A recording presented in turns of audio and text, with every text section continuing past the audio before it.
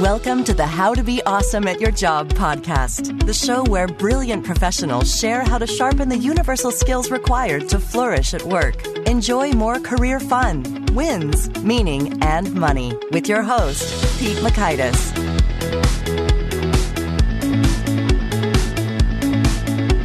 Hello, and thanks so much for joining us here for episode 254 with Paula Pant. I think you're really going to enjoy this conversation. I met Paula originally on her podcast, Afford Anything, had a whole lot of fun. Wanted to bring her back here because she had some real insight with the way she was asking questions and as well as providing answers here about personal finance stuff as well as career stuff. So you'll learn 1, how to afford anything, but not everything. 2, why self-care is career care. And 3, how to successfully prep for newer and bigger obstacles. So if you'd like to check out the show notes or the transcripts or the links to items that we've referenced here, I'd recommend you check out awesomeatyourjob.com/F254, where we have that. Now here's Paula's story. Paula Pant is the founder of the award-winning website affordanything.com and a writer and speaker specializing in money, business, and real estate investing.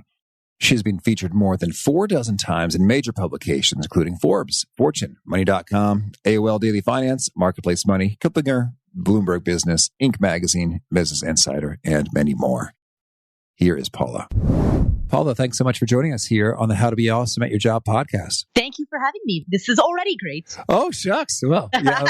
Well, it was a delight to be on your show. So thank you again for that opportunity. And so I'm excited to cover some of the good stuff here. And first things first, I understand you had a childhood dream to work at Taco Bell. What is the origin of this, and did you ever come to realize that dream? That was absolutely my childhood dream. In fact, you know when you're a little kid and they give you that booklet in school where each year you can write your height and your weight, and then you can write what you want to be when you grow up. It was my 4th grade year. I filled out that I wanted to work part-time at Taco Bell. Okay. And the reason I clearly remember my reasoning, and it was that I figured I would be able to eat Taco Bell every single day. And I could not think of a better career benefit than that. That's awesome. You know, my wife still loves Taco Bell, and I enjoy it from time to time.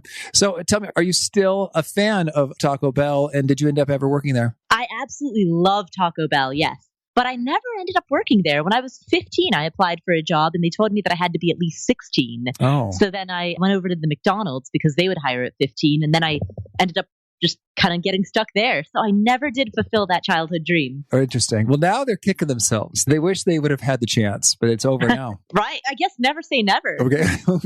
It could happen. Well, then tell us now your current gig, Afford Anything at affordanything.com. What's this all about? All right. So how this all started was I've only ever worked in traditional employment. I've only ever had an employer for a total of 3 years. And I quit that job in 2008, and I had about $25,000 saved up at that point. And so I started traveling, and I spent about a year in Southeast Asia, just kind of backpacked around. And when I was doing that, a lot of my friends kept saying, "Oh, I would love to do something like that, but I can't afford it." That was the number one thing I heard. But this was coming from people who lived in nicer apartments than I did. They drove nicer cars than I did. They had their hair cut and highlighted at salons. They were spending in some pretty serious ways. And yet they honestly believed that they didn't have enough money to travel. And so I started the blog Afford Anything initially in order to impart to people the idea that you can afford anything, but you can't afford everything. And every decision that you make is a trade-off against something else. And that's not just true of your money. It's true of your time, your focus, your energy, your career moves. It's true of everything that you do. Absolutely, it is. And I remember when I first learned about the concept of opportunity cost in an economics class, I was like, whoa, that's heavy. It was like, so it hit me so hard and it was so profound. And like when the teacher kept talking, I was like, can we just have a moment here? This changes everything. Yeah. Okay, understood. So you had a change of perspective relative to your friends in terms of how you were choosing to prioritize and spend your dollars on travel type adventures. Very cool. So then is that the story of the website right here, right now? What's the mission? What's the ethos? Sure. Yeah, that's the origin story of the website. But then what happened was as I started the site almost 7 years ago. And over that period of time, I was dedicated to never going back to the workforce. So initially that manifested as myself becoming an entrepreneur, becoming self-employed.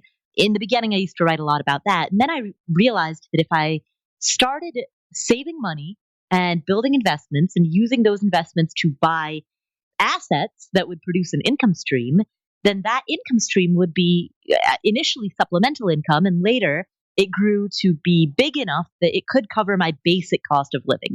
Nothing fancy. It's about $40,000 a year. But 40 grand a year is enough for me to cover my basic cost of living so that I'm never going to worry about not being able to buy groceries, not being able to keep the lights on. And as a result, it A, provides some security, some psychological security, and B, as a result of that security, it allows me to take more risks as an entrepreneur, to push myself harder in the areas in which I am passionate. So that's been a lot of what I have written about on the blog. I've written a lot about financial independence on Afford Anything. That wasn't the original purpose of it. It's just I've changed over the course of 7 years, and the blog has reflected that. Well, one thing I found so interesting about you and money is that you have had a number of years of life in which you saved or invested over half, more than 50% of your income. And I think that's quite intriguing because many folks struggle to save 10%. And I often share with folks that when it comes to career choices, you want to optimize for happiness instead of money. And sometimes say, well, I can't take less money. That's going backwards. It's wrong. It's bad. How would I even afford it? But you have managed to save over half of income, which is striking. Tell us, how was that done? Sure, absolutely. Well, first of all, to give a little bit of backstory, I graduated from college in 2005. And that one and only job that I've ever had, that was 2005 to 2008. When I started working there in 2005, my starting salary was $21,000. And when I quit that job in 2008, my ending salary at that point was $31,000. Now, those were not the years in which I was saving 50% of my income, to be clear. But that was what I earned during that 3-year period. So the highest amount of money that I'd ever earned is $31,000 at the top end as a salary. And what that meant is that the combination of being a college student, which I think many of us have experienced, those lean, scrappy days, and then being a full-time salaried worker who earned in the 20s, I just got used to living very, very cheaply to a degree that I think would make a lot of people uncomfortable. For example, my husband and I had roommates until we were aged 35 and 31, respectively. Okay, now when you say roommates, you mean that they are in the same unit in another bedroom? Correct. Yes. I mean, we shared a kitchen. We shared, in many cases, a bathroom. Yes. I mean, people who, when you enter the door at night, they are sitting on your living room couch watching television. In a way, I think that's awesome because one, it is non-traditional. It's different. And two, my wife and I actually discussed this option. Yeah? Because I had an amazing apartment. We called it the Strat. And I lived there for 10 years with awesome roommates who came and went. And then we were figuring, we're getting married. We're finding a place. What should we do? And the option was on the table. Should she move into the Strat and have a number of other dude roommates? And so, we weighed the pros and cons and ultimately decided not to. But I thought that was pretty cool of her to be even willing to consider it as opposed to saying, no way. Yeah, exactly. And so Will and I did that. We started living together when I was 24, 25 when we started living together. And then I was 31 when we stopped living with roommates. Then he was 35 at the time when we stopped living with roommates. So that was the vast majority of our relationship so far has been with roommates. And that's just one of many examples. I mean, I could keep going. I love it. Please do. Well, my car, for a year and a half, I drove a car that I bought for $400. The seller wanted $450 for it, but I talked him down. After that, I traded up to a car that was valued at $1,500. So just example after example after example like that. My husband is a vegetarian, which means that our grocery costs are lower. Now, I'm not suggesting that people become vegetarian purely for the sake of saving money, but I'm just highlighting all of these as examples of ways in which people spend that they don't even realize that they're spending. Somebody might say, but my Massive grocery bill. This is a need. It's groceries. What's more basic than that? Yes, but you can trim there. Housing. It's a need. What's more basic than that? Yes, but there are ways to do it. And so I guess the short answer to your question, Pete, in terms of how did we save 50% of our income, really it's twofold. Number one is that we did increase our income. I couldn't have saved 50% back when I was making $21,000 a year. So increasing our earnings, increasing our income was definitely a part of that, but also living with roommates, driving a $1,500 car, eating vegetarian food from Costco at home, not going to a hair salon, not getting manicures and pedicures and facials and all the other stuff that people do. That was all a huge part of it as well. Well, so now living that frugal life, did you find joy, happiness, an experience of goodness, or was it sort of austerity and drudgery amidst these sacrifices? Well, it depends on what year you're talking about. I've had many phases of my life, and there have definitely been phases in which I've gone overboard and I've been frugal to the point where it was unhealthy. But I've also had phases, and I think I'm in one right now, in which I have a very good balance and my living brings me a lot of joy. And because we have such strong savings, and because we've had a habit of saving and investing for many years, I never have to go back into W-2 employment unless I absolutely want to, but I never have to. Like, I'll never depend on that for a paycheck, barring some incredible circumstance. I've been able to have the career that I want, do the work that I want, run my business in the way that I want for many, many years now. And it's because I'm not worried about keeping the lights on. That's awesome. Cool. No, agreed. There's a huge value to that. And that's cool. And so then, not that this is the Quit Your Job, Escape the Rat Race podcast. There are plenty of those. Here we like our jobs for the most part, or are looking to make a switch. But what I find really intriguing is that when it comes to the leaps that you've made, when it comes to your adventures and career moves and entrepreneurship, is you say that much of it had to do with the inner psychological struggles, whether it's self-doubt or the fear or imposter syndrome. Can you share a little bit about what those sounded like in your head, how you overcame them, and if there are any key transferable tips and tools for others? Sure, absolutely. So first of all, when I did quit my job, I was extremely worried about whether or not I was committing career suicide, because I worried that having a gap on my resume would make me less appealing to future employers. At the time, I didn't realize that I would not be employed. Do you know what I mean? But at the time that I quit, I anticipated quitting my job for a couple of years and then going back into the traditional workforce. And so I really worried about the gap on my resume. And I think that women in particular who might want to quit their job in order to become full-time caretakers for a couple of years, I think many of women also have that same concern. Am I going to look less serious to a future employer? How can I explain this gap? And honestly, the fear of that probably kept me at that job for at least 6-8 months longer than I otherwise would have been. I hated the idea that everything that I've worked for might be for naught. And I'm not sure at the time, if there was a way that I got over it. Eventually, I just got so frustrated with the status quo. I was so unhappy going into that job day after day that I had to quit. There was just no other choice. I don't think I really ever got over that fear. I think that fear stayed with me for many years. In fact, probably part of the reason that I saved so much and invested so much is because I wanted to create, as I said, I wanted to create alternate streams of income that didn't depend on an employer, because I always had that fear of, what if I need a job and nobody wants me? That's interesting. And so then I thought we were going to talk about brilliant psychological tools, but instead it's intriguing how you're suggesting that it was more about an adaptation in terms of, because that was the fear, you built your life and your options and your game plan in some ways around it or accommodating for that fear. Yeah, exactly. I think that's a very good way of putting it.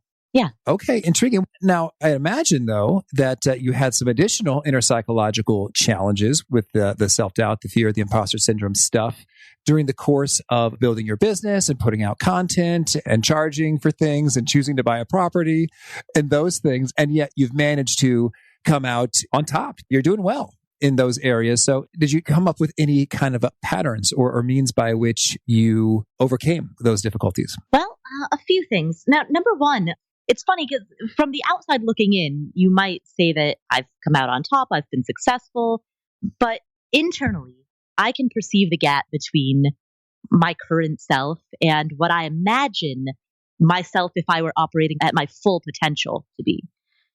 All success is relative. So to the outside world, to some people, I may seem successful, but to myself, I really don't feel that way. So I suppose the answer to your question is, again, it kind of goes back to the imposter syndrome never goes away.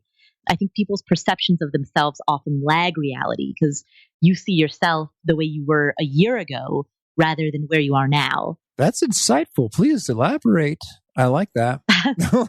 Well, yeah, I mean, my perception of myself just continue. Yeah, within my business, I'm always advancing, but my self-image was formed from many, many previous years, and that self-image is hard to shed. So there's always a lag time between the two. Yeah, that's intriguing. And that really resonates for me with regard to, I've had the thought on numerous occasions, whether it comes to sort of a big opportunity or whatever pops up. It's just like, I'm just a kid. It's like, I don't really know what I'm doing.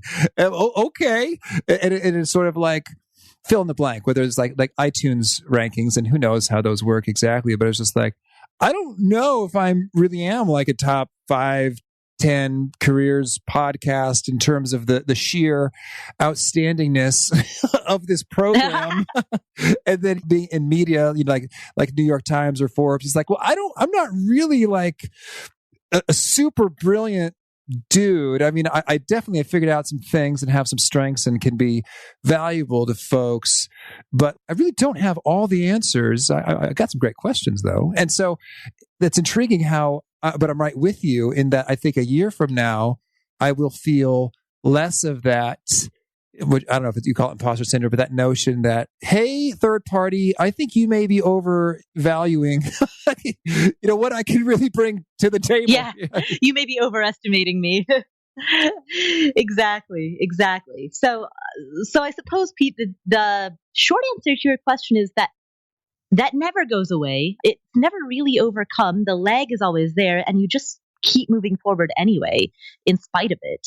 And you also recognize, as you and I are talking about right now, that everybody else around you who you perceive to be successful also feel the same way. Yeah, that's good. That's good. And so then in the moments where you do it anyway, it sounds like maybe there's no magic formula or trick or framework so much as you just take the step. But I'm wondering, we've both purchased real estate before. And so maybe can you share with me, were there some times in which you were sort of intimidated by the enormity of what you were, committing to or taking on, and how did that end up unfolding? Sure, absolutely. So as background for everyone listening, I have 7 rental units. That's where the net 40,000 annually comes from my investments. And right before I bought the first property, which was a triplex, I remember my best friend said to me on the phone, how could you possibly compete against all of those real estate agents and contractors and all those industry professionals? Like, who are you? I remember I was 27 at the time. So 27 with 0 real estate experience. I'd never even owned my own home. Heck, I never even lived without roommates. I still wouldn't for a number of years. And so she said, well, how could you possibly compete with everybody out there who is actually a professional in this field? And that ripped me apart. That really stopped me in my tracks. I'm sorry, what was your original question? Well, so yeah, I mean, it was how did I overcome that? How did I certainly go past that? So there, well, that's great. You took us right to that moment there. It's like, okay, doubt. Here we are. You're about to do something big, and someone you trust raises a valid, genuine concern. So yeah, walk us through the story there. Again, not to sound like a broken record, but I never really got over it. I just decided I was going to do it. And I proceeded full speed ahead. I suppose I didn't have huge ambitions of buying 100 properties. I just wanted to buy that first one and make that first one work. And even though I had doubts about how I would be able to stack up against all of these other industry professionals, I believed that I could, at a minimum, buy one property and make that cash flow positive and make that a very solid investment and a very solid passive income stream. And once I did it with the first property, then it was easier to buy the second. And once I did it with the second, it was easier to buy the third.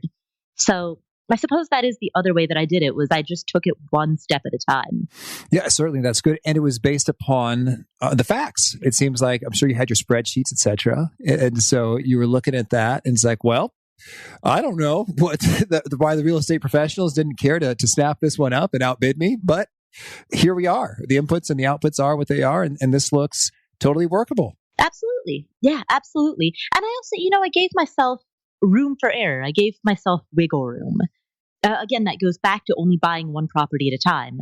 If I had tried to buy 10 in that first year, or even 5 in that first year, I would have collapsed under the weight of it all. But by going one property at a time, I experienced my learning curve and then moved forward. So I think that also helped as well. I recognized that there would be a learning curve, and I gave myself enough time to have that. I did the same thing when I started a business. There's some people who I hear they're new entrepreneurs, they're enthusiastic, and they have these huge ambitions of triple digit growth and scale and this and that and the other.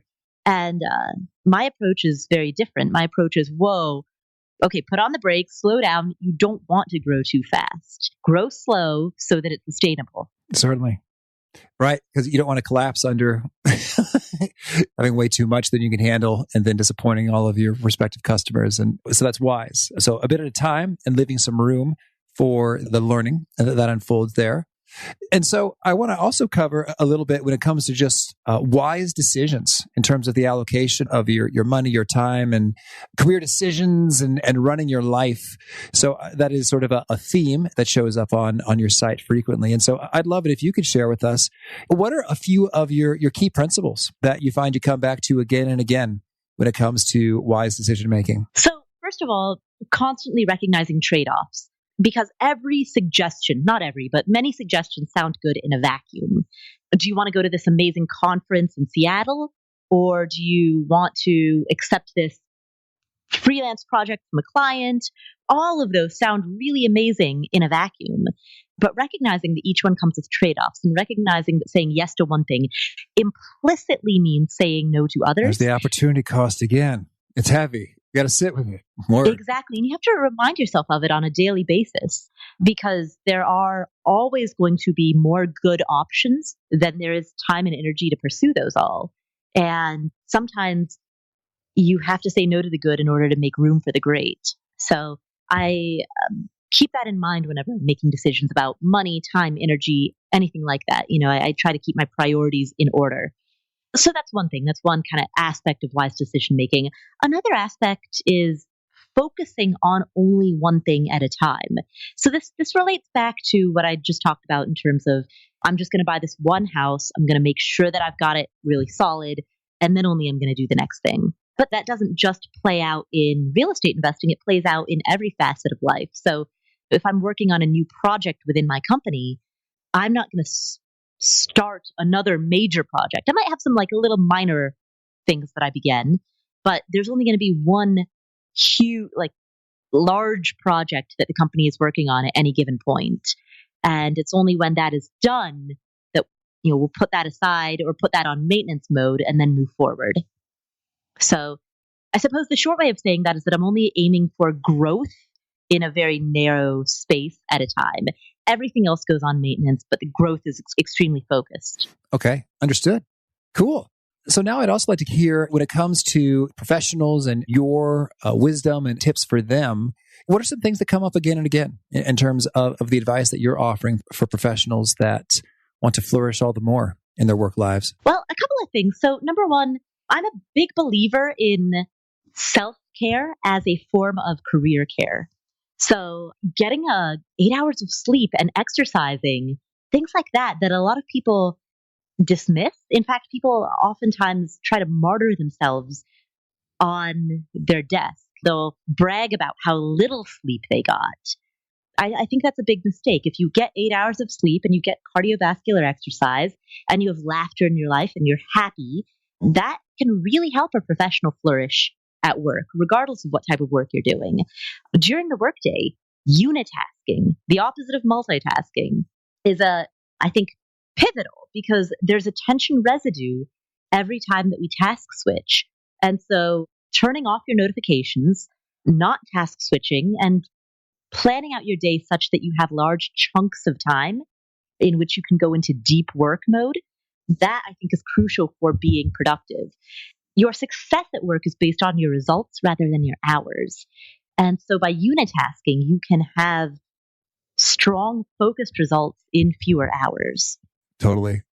Okay. Well, now I'd love to get a quick perspective from you before we shift gears as well about sort of financial stuff. So you gave some cool perspective on how really it's possible to live at much, much less expenditure on a daily, monthly basis. Any other pro tips that you find time and time again are helpful for folks to get a quick upgrade to their financial game? Sure, absolutely. So number one, if your goal is to start saving more of your income, but you feel as though you can't, which is the most common objection that I hear, oh, I'd love to save more, but I can't. Try this. I call this the 1% challenge. This month, whatever it is that you're currently saving, save 1 additional percent. So if you make $5,000 a month, 1% is $50. This month, save 1 additional percent more. Next month, do the same thing again. So if you make $5,000, this month you save 50 additional. Next month you save another 50 on top of that. So next month you're saving 2% more than you currently are. If you continue this over the course of a year, then, I mean, you can do the math. At the end of the year, you're saving 12% more than you are right now, but you've done it in these 1% increments. And so the pinch doesn't feel as severe. And I imagine that's probably pretty fun. Well, at least that's how I imagine it, because it's sort of like strategically, my strategy brain goes into play. It's like, okay, where can I find, in this example, the $50 a month that is not going to hurt as much? And so then you'll start saying, well, you know what? How often do I really use these subscription services? Maybe instead of Spotify, I'll just download the 30 songs I listen to constantly. And we'll cancel Spotify, for instance, et cetera, because it's sort of like you get to take your shot bit by bit. And could you share in your own experience or those you've influenced some of the top places people end up targeting first? Sure. So this sounds incredibly boring, but it's very effective. Go through all of your insurances and make sure that you have reasonable levels of insurance. Insurance in terms of auto insurance, homeowners insurance, life insurance policies. People have so many different forms of insurance and they often don't even know what they have. And often it's something that you sign up for once and then you never look at again. If you, again, just batch some time, set aside 4 hours on a Saturday to go through, and you don't have to do this often, just do it once a year, go through all of that. And oftentimes you'll find better value, better coverage relative to the premiums you're paying that could save you hundreds of dollars in a year. That's great. So that's one thing. A lot of the readers who have gone through the 1% challenge, most people don't literally save exactly 1.000% every month. What I've typically seen is that those savings end up coming in chunks. So in 1 month, you'll cancel Spotify and HBO Go, and that'll save you $25 a month. And then the next month, you're not quite sure, so maybe the month 1, you didn't quite hit that 1% target. But then in month 2, you realize that you and your spouse can actually downgrade to only one car. And so you sell the other car and boom, now you're at the 12% already. So that's what I've seen happen with most of my readers is once you get people thinking about how to do it, that usually sets the wheels in motion. It's usually the initial momentum that gets people to big advances. But money is not, in most cases, so linear that it literally ends up being $50 a month. I think what's important is having the impetus that gets you going and to have a framework that shows you how saving an additional 10%, 12%, 20% is more reasonable and more attainable than you might think. And I think that's really cool. With the example of the car and wheels in motion, I'm thinking about Get Around right now, which is a website that enables you to share cars like Airbnb. And so I've been carless most of my adult life for over a decade now. We're considering buying a car because we have a baby coming. It's like, it might be tricky to get places with a baby in the absence of car. And so we're like, oh man, I don't want that new expense in my life. But we're looking at opportunities like Get Around, which enables people to rent it out at times, which is pretty cool. And so there's all this sort of innovative means by which you can get that savings, not only with cost reduction, but sort of income offsetting when it comes to picking up roommates or Airbnb out a room or with Get Around. So I love the paradigm that you're shifting here in terms of really opening it up in terms of what it's possible to live on and creative means by which expenses can be reduced or offloaded. It's so good. Any other quick tips? Actually, I'm glad that you brought up Get Around because the flip side to the 1% challenge, we've been discussing savings so far, but what I really emphasize with my audience is that in personal finance circles, there tends to be a little bit of a rift between people who encourage earning more versus people who encourage saving more. So they're kind of two different camps that tend to argue with each other a lot. And what I always tell the Afford Anything audience is ignore the debate over earn more versus save more, and instead focus on what those two ideas have in common, which is growing the gap between your income and your spending. So you've got your income, you've got your spending. Your job is to grow the gap between the two. And there are only two ways to do that, earn more or spend less. And since Pete, since you and I have been talking about the spending less side of the equation for the past several minutes, let's talk about the flip side of the 1% challenge, which is challenging yourself to earn more, challenging yourself to earn an extra 1% or 2% this month. And so, yeah, something like renting out your assets, renting out your car or your guest room through Get Around or Airbnb. That's a perfect example of how people can nudge their income up a little bit as well. Yeah, that's good. Well, no, I love it. Well, and then there's sort of freelancing, like whatever skill you have, if you can make a website or give a massage. Well, generally speaking, when you look at the gig economy, the opportunities that have low barriers to entry tend to have the lowest pay. So those are good stepping stones. Signing up to become an Uber driver, for example, there are relatively low barriers to entry with regard to getting on the ground. So if you need a quick hit of cash, if you're in a dire situation, that's a great way to get some quick cash. But in terms of using your skill set to make the most of your time, that's not necessarily where many people would want to stay forever. It's just a stepping stone. So if you are looking into the gig economy, look past the low barrier to entry opportunities and, take the time to develop a skill set or an asset that will pay you more over the long run. So for example, if you have a particular expertise, you could become an expert witness and have a side gig or a side business giving expert testimony in court cases. You could become a coach or a tutor or a teacher at a high-end level. There are many things, depending on your skill set, there are many ways that you could use your skill set in a way that gives you a high hourly rate and or gives you a recurring passive stream of income. So I would encourage people, as you're going down the gig economy rabbit hole, to start thinking about opportunities that are scalable.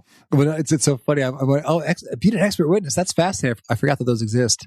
But I'm just imagining myself now on the stand who's like, I've interviewed hundreds of people about what it takes to be awesome at your job. And Your Honor, I can attest that this person was not awesome at their job. In this wrongful termination. Well, that'd be interesting. You make some friends and enemies that way, huh? Probably. But Pete, you're also an expert at podcasting. You have a podcast that is in the top 5 or top 10 career podcasts in iTunes. You could certainly be an expert witness to talk about the podcasting industry. Are those people called into trials and on what basis? If there is a need, you will find it. There are a few websites that link attorneys with expert witnesses. So all you would need to do is sign up, report what your areas of expertise are, and then when that need arises, you'll be contacted by an attorney. And with a field like podcasting, which is so new and in which the laws are unclear, that seems to be ripe with court cases that in which people are trying to determine copyright law. People are trying to determine what's normal within the industry. People are trying to determine if content that you hear in a podcast could be considered advice and should be held to a higher standard, or is purely considered entertainment. There's so many different use cases for why new and emerging technologies would be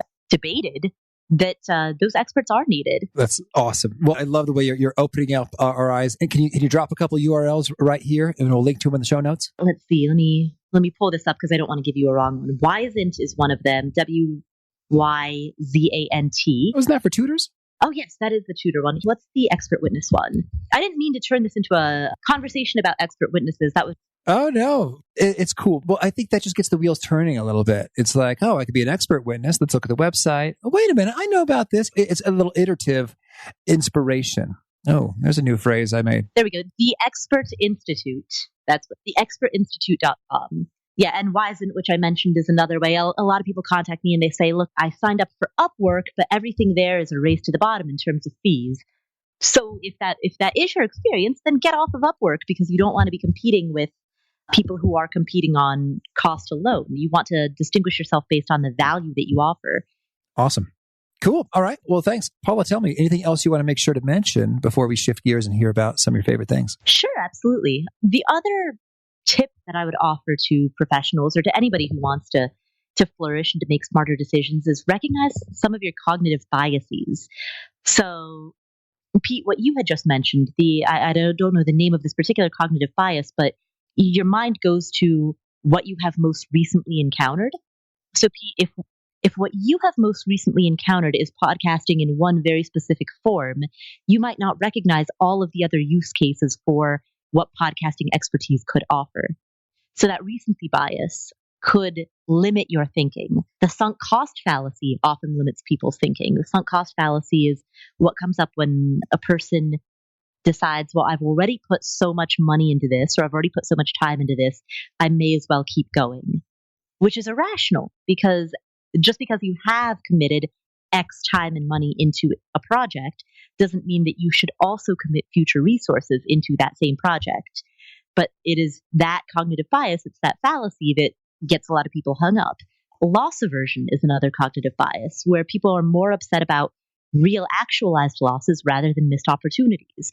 You might be upset about a $3 bank fee, but not about the extra $3,000 that you could have put into your business at the beginning of the year that would have caused it to grow in a bigger or better or maybe more strategic way than it ended up doing. Like, my point is, people get upset about real losses, whereas people don't often get upset about missed opportunities. And that is an example of loss aversion. And loss aversion is an example of a cognitive bias. And recognizing your cognitive biases and being very aware of those is a strategy for making smarter decisions and flourishing at work. Perfect. Thank you. Well, now could you share with us a favorite quote, something inspiring to you? Sure. One of my favorites is a quote by Jim Rohn, that you are the average of the 5 people you spend most time around. Jim Rohn. It's music to listen to him. And how about a favorite study? In the book, The Millionaire Next Door, the authors studied millionaires in the United States, and what they found among their many findings was that the overwhelming majority of U.S. millionaires are self-made, by which they mean they're first generation.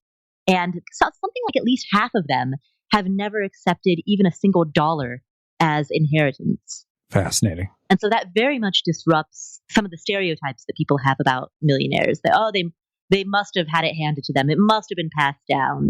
What the research indicates is that is quantifiably not the case. Excellent. Thank you. And how about a favorite book? 7 Habits of Highly Effective People by Stephen Covey. It's an older one, but there are a couple of books that I reread every year, and that is one of them. Cool. And how about a favorite tool? There's a tool, it's a Chrome extension, a Google Chrome extension called Flux.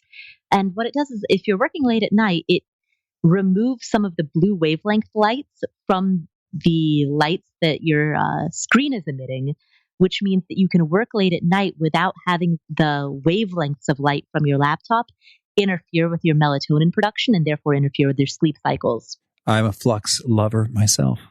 Very good. Ah, nice. And how about a favorite habit? When I wake up in the morning, the first thing that I do is I chug a pint glass of water. And that is, it's a fantastic habit. And I realize it sounds very silly, but being hydrated, like sleep and exercise, is one of those things that actually makes you more productive and more focused during the workday. Certainly. Well, yeah, I've gone deep into the studies on hydration before. I guess it's somewhat controversial, like, oh, just drink when you're thirsty and you'll be fine. But I think in practice, there are so many little cues and signals and conveniences or inconveniences that cause us to actually take the effort to drink water versus not, that, oh, just drink when you're thirsty is insufficient and often inadequate advice to get you to an optimal hydration and energized place. And that's what I believe right now. Mm-hmm. Oh, absolutely. In fact, I believe that if you are thirsty, it's far too late. If you're thirsty, you're already dehydrated. And unfortunately, a lot of people mistake thirst for hunger or for some other cue. So I think that contributes even more to dehydration. I'm with you. If you're peeing yellow, you're dehydrated. Quote it. You heard it here from Paula about your urine. Yeah, it's true. Piss clear. Okay. And is there a particular nugget or piece that you share that seems to really resonate with your audience? They retweet it, they take notes, they tell all their friends? It's, you can afford anything, but not everything. I've kind of become known for that idea in some ways. And I've noticed when I share that on social media, on Twitter, that's the idea that just tends to get retweeted, commented on, shared often. Another one that I really like is the secret to career success is doing the thing that made you weird as a kid. Ooh, yeah, that is a nice one. Yeah. Oh, yeah. That resonates for me too. I was reading self-improvement books as a kid, and that was weird. And Paula, if folks want to learn more or get in touch, where would you point them? You can listen to my podcast, which is the Afford Anything podcast, and I have an interview with you, Pete. So I would direct people there first and foremost. So you can hear the tables get turned. The podcast is called Afford Anything, and the blog is affordanything.com. And you have a final challenge or call to action you'd issue to folks seeking to be awesome at their jobs? All right. My challenge is for everyone listening is to piss clear. Okay. Okay. Awesome.